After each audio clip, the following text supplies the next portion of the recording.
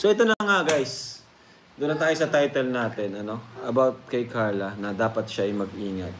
Kasi may nakarating po sa akin, may nakarating sa aking balita, no? Na meron daw parang nag-aano kay Carla sa loob ng kanyang apartment.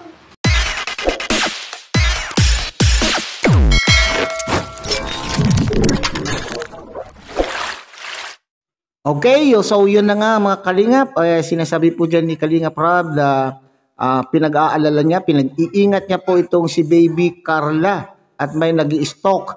May stalker daw po itong si Baby Carla sa kanya pong apartment at nag-aalala po itong si Kalingap Rob na baka po magaya po itong si Baby Carla sa naging sitwasyon po ni Princess Reina kung saan po ay siya po ay nawakwak o kinuha po ng mga ibang mga grupo. Okay? So yan po ang ating paksa ngayong araw na ito. Pero bago po yan, tayo muna po ay magbibigay po guys sa ama at founder po ng Kalingap, Kuya Bal Santos Matubang, Ate Edna Vlog, Kalingap Rob, Kalingap Dan, Kuya Brooks Vlog, at siyempre kung bagong silip lang po kayo sa ating munting channel, sana po ay inyo rin pong takilikin sa pamamagitan po ng pag-like, share at subscribe.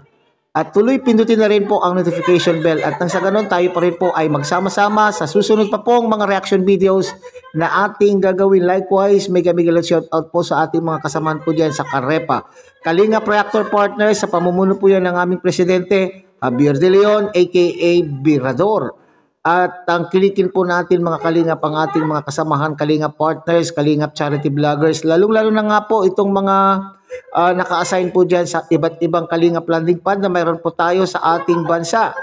At ganoon din po sa inyong Kalingap subscribers, solid supporters, and generous sponsors. At ganoon din po sa ating mga kapatid po dyan sa Team Siomai, ng Kalahi Community at ng buong Kalahi Community. Okay, so bago po tayo magpatuloy mga Kalingap, ay tunghayan muna natin ang isang maikling video clip na po na ating kinuha sa live po ni Kalingap Rob at dito sinasabing nag-aalala siya kay Baby Carla na baka magaya po siya kay Princess Reina. Tunghayan natin mga Kalingap. So ito na nga guys, doon na tayo sa title natin, about kay Carla na dapat siya ay mag-ingat.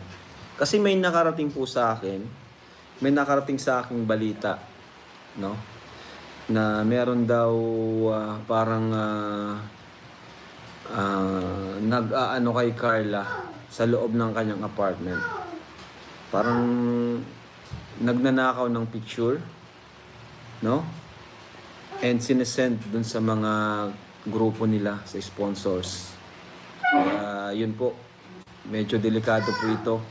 Kahit daw tulog si Carla, pinipicturan para lang may ma-send po dun sa mga grupo nila, sa mga sponsors, no? Kaya medyo po yun, alarming po talaga siya. Ang nagsumbong po nito, walang iba po kundi ang ating mga VIP sponsors. Sila ay sobrang concerned sa ating Baby Carla, kay Carla Bells. Kaya po ay sila po ay di na nakapagpigil sabihin sa atin, no? Na si Carla ay dapat mag-ingat kasi may nag-stalk sa kanya. Ang sabi daw po ay parang ayokong pangalanan, pero parang naglilinis daw doon sa bahay, no? At parang nagagamit. Ang dating kasi parang nagagamit si Carla. Parang nagagamit si Carla para sa may mga Siyempre, pag nakapag-send ka nga naman ng picture is yung mga sponsor mabibilib sa iyo, ay oo nga, kasama mo si Carla, sige, mapadala ako ng ganyan, bla bla bla. 'Di ba 'yun yung nangyari kay Reina, Yun yung nangyari kay Reina ngayon. Nakinuha siya ng mga grupo at minsan nagagamit talaga para makakuha ng mga sponsors. So, ito po yung report sa atin. Report po ito sa atin na maging tayo, maingat. Lalo na po kay Carla. Kaya nakakatakot po siya. Sa totoo lang.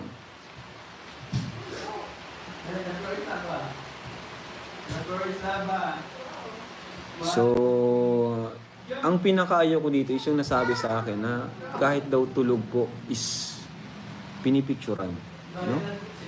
Medyo ano po yun, hindi po normal yun ganun. Pag pipicturan ka, dapat may consent, di ba? Magpapaalam.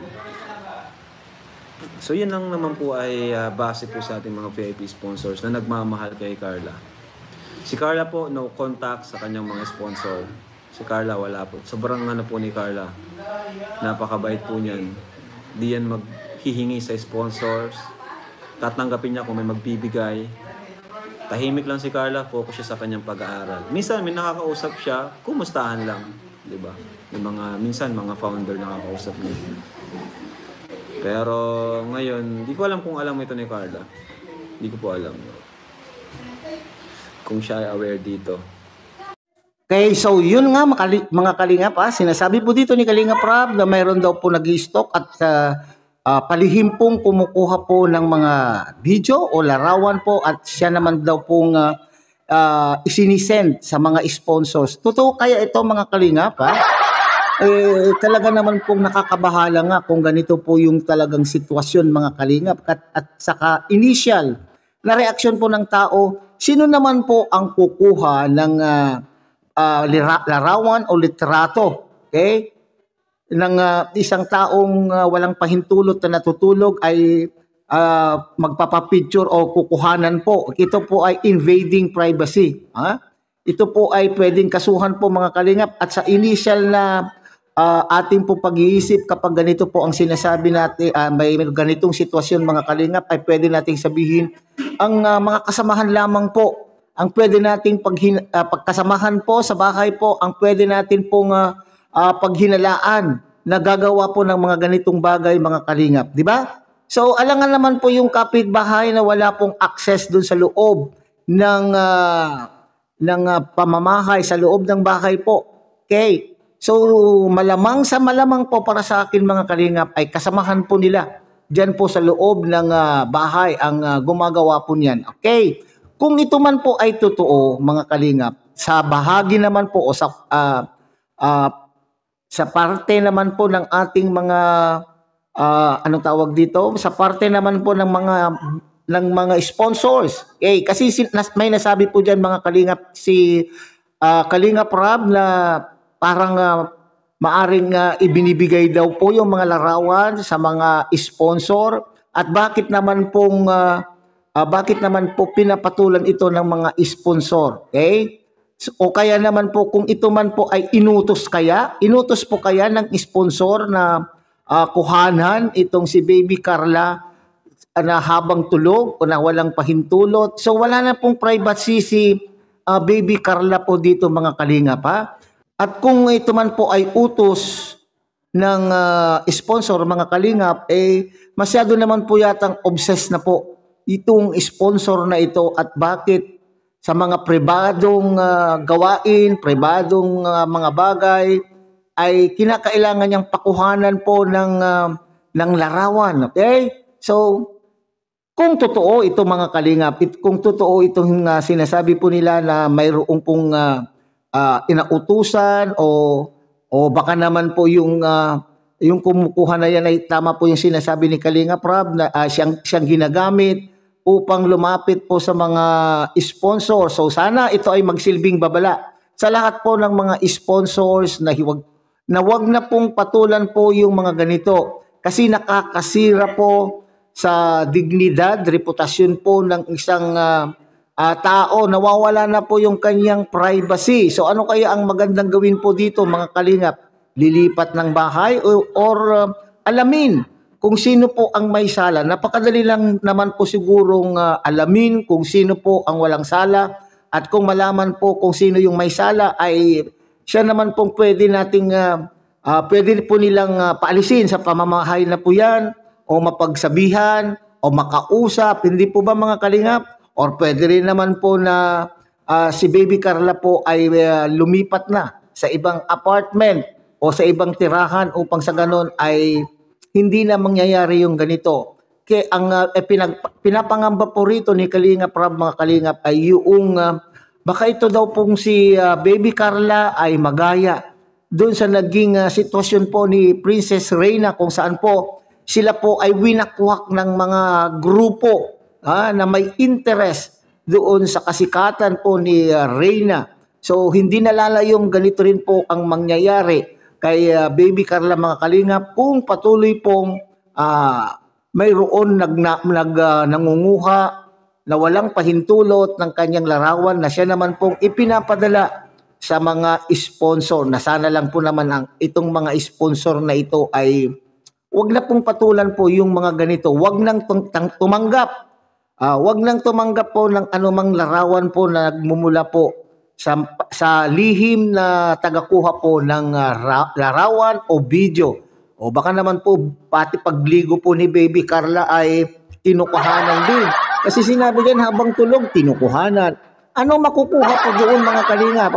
Ano ang makukuha po nila diyan sa pagkuha ng larawan na baka mamaya ay lahat na lang po ng post ni Baby Carla ay kinukuhanan at ikinaliligaya ba yung sponsor na yan na makuha o na makita ang mga panakaw na larawan na kinuhanan po ng taong sinasabing lihim na kumukuha po ng larawan po ni Baby Carla. Mag-ingat at babala rin sa sponsors na sana ay wag lang utusan o wag lang patulan po yung taong ito na lumalapit sa inyo at nagbibigay ng mga larawan ni Baby Carla. So hanggang dito na lamang po tayo, mga kalingap. Muli,